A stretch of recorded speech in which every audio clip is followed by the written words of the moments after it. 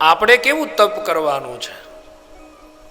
આપણે એક પગે ઊભું નથી રહેવાનું, બે પગે જે ઊભા છે ને એને શાંતિથી ઊભા રહેવા દઈએ ને, એ મોટું તપ છે. આપણને ટેવ પડી ગઈ છે કે જે શાંતિથી ઊભા હોય ને એને આપણે ઊભા નથી રહેવા દેતા.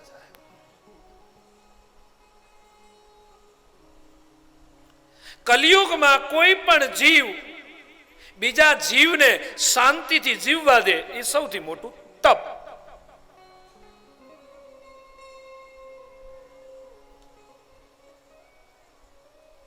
હવે વનમાં જઈ ભૂખ્યા રહી અને પ્રભુનું ભજન કરવાની જરૂર નથી. ઘરમાં રહી અને શાંતિ રાખીને આનંદ કરો એ મોટું તપ છે. અને તમને કોક કેક જાવ વનમાં તો આપણે કઈ એવા ડાયા નથી જઈએ, આપણે બીજાને કાઢી મૂકીએ વનમાં.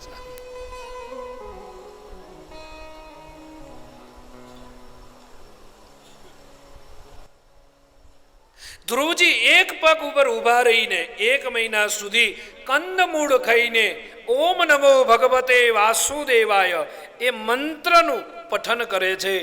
1 મહિનો વીત્યો છે, બીજા મહિનાથી ખાલી પાંદડા ખાઈ અને ઓમ નમો ભગવતે વાસુદેવાયના જપ કરે છે. આ ધ્રુવજી છે, કાળ કંઈક અલગ હતો.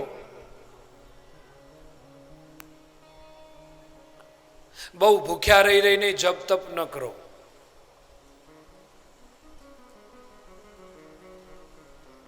બહુ વ્રત જરૂર પ્રમાણે વ્રત કરો. તમને આમ અનુકૂળ હોય એટલું જ ભૂખ્યા રહો. બહુ ભૂખ્યા ના રહેશો. શરીર માધ્યમ ખલુ ધર્મ સાધનમ. શરીર સારું હશે તો જ પરમાત્માની ભક્તિ થશે. શરીર સારું નહીં હોય તો પરમાત્માની ભક્તિ નહીં થઈ શકે. ઘણા લોકો ઉપવાસ જ કર્યા કરે, ઉપવાસ જ કર્યા કરે. તમે આપણે ગમે ત્યારે જઈએ તો કે આજે સોમવાર છે, પાછા ગુરુવાર જઈએ તો કે ગુરુજીનો વાર રહી છું, પાછા શનિવારે જઈએ તો કે હનુમાન બાપાનો વાર રહ્યા છીએ.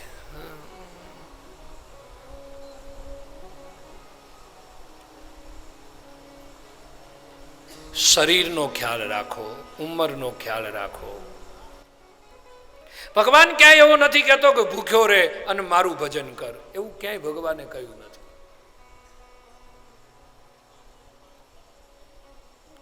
એકાદશી કરવી જોઈએ, સારી વાત છે.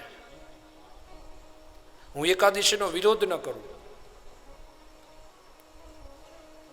થાય તો કરવી. બાકી આમાં કઈ બહુ એકાદશી નહીં કરીએ તો વૈકુંઠ નહીં મળે એવું બધું મનમાં તમારે આમ અંદર માની ન લેવું હોય તમારે બધા. આમ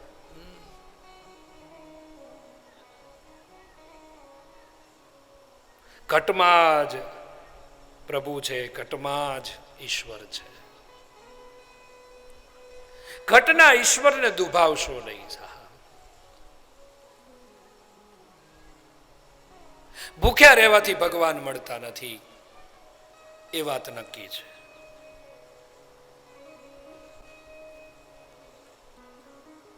ધ્રુવજી તો એક અનુષ્ઠાન લઈને બેઠા છે કે મારે નારાયણને પ્રસન્ન કરવા છે, મારે પિતાજીની ગાદી જોઈએ છે, એટલા માટે એ તપ કરે છે. અને એ તો કાળ કંઈક અલગ હતો.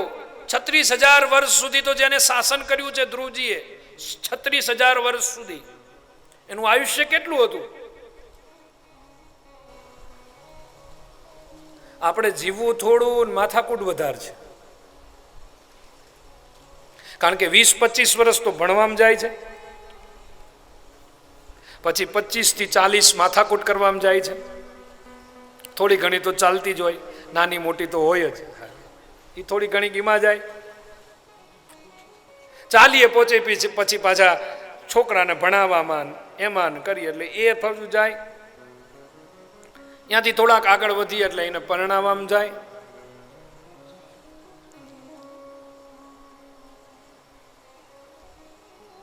હમણાં જ પરીક્ષાઓ પૂરી થઈ. જો આપણી સંસ્કૃતિ કેવી છે, દિવ્ય સંસ્કૃતિ છે, ભવ્ય સંસ્કૃતિ છે. આખો વર્ષ માને ખબર હોય કે છોકરો ભણ્યો નથી, તોય પેંડા માને માતાજીને તમે જુઓ કે હે માં, મારો છોકરો સારા ટકા લઈ આવશે ને તો હું તને પેંડા ધરાવીશ. અને માય કેટલી દયાળુ,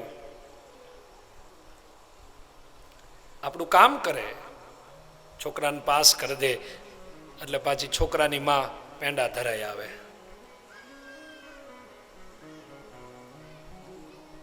પાછો 12માં આવે એટલે પાછા પેંડા ધરાવે.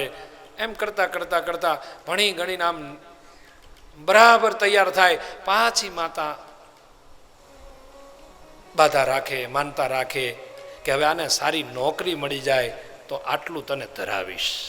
અને મા કુળદેવી કેટલી દયાળુ તમે જુઓ તો, છોકરાને નોકરી મળી જાય, સારામાં સારી એન્જિનિયર બની જાય, ડોક્ટર બની જાય, આઈટીમાં સારો પ્રોફેસર બની જાય. અત્યાર સુધી માગણીમાંથી પાસ થઈ જાય, પાસ થઈ ગયા પછી આગળ પાસ થાય, સારું ભણે, એજ્યુકેશન સારું લે, એ બધી માગણીઓ હતી માતાની. પાછી માગણી આવી કે હવે આટલું આટલું ભણાવ્યો, 10-10 વર્ષથી ભણાવું, આટલી આટલી ફી ભરી, હવે આને એક નોકરી આપી દે ને એટલે અમારી ચિંતા ઓછી થઈ જાય. એટલે પાછી આપણી મા કુળદેવી, આપણા ઈષ્ટદેવ એને નોકરી આપી દે. ત્યાં મોટી ચિંતા શરૂ થાય સાહેબ. અરે માં, તું તો દયાળુ છે, હવે નોકરી આપી દીધી, હવે એક સારી છોકરી આપી દે ને એટલે અમે નિવૃત્ત થઈ જઈએ. એટલે પાછી પરાંબા જગદંબા, એક દીકરી પણ લગ્ન થઈ જાય. લગ્ન થાય ને ત્યારે બધાને એમ કે હવે આ દીકરાના લગ્ન થઈ જાય ને પછી અમે નિવૃત્ત, અમારે તીર્થયાત્રાઓ જ કરવી છે ને કથાઓ સાંભળવી છે ને અમારે હવે ધર્મના જ કાર્ય કરવા છે. બધું પૂરું થઈ જાય પછી 6 મહિના પછી પાછા આપણે મળીએ કે હવે તમે નિવૃત્ત થયા કે ના ના ના ના, હજુ આ નવા નવા લગ્ન થયા, થોડુંક સેટ થઈ જાય પછી અમે નિવૃત્ત થઈ જઈએ. 12 મહિના પાછા આપણે મળીએ કે હવે કંઈક થયું તો કે હવે એક જ ઈચ્છા છે, એના ઘરે એકાદો દીકરો કે દીકરી આવી જાય પછી નિવૃત્ત થાય.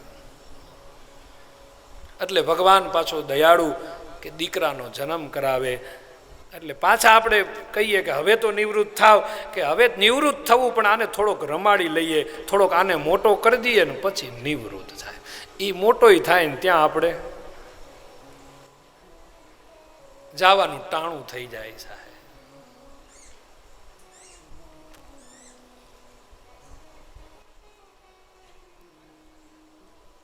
બધું સંસારમાં રહો, સંસારના દરેક નિયમની સાથે ચાલો, પણ પોતાનું કંઈક કલ્યાણ થાય, સ્વનું કંઈક કલ્યાણ થાય, સ્વની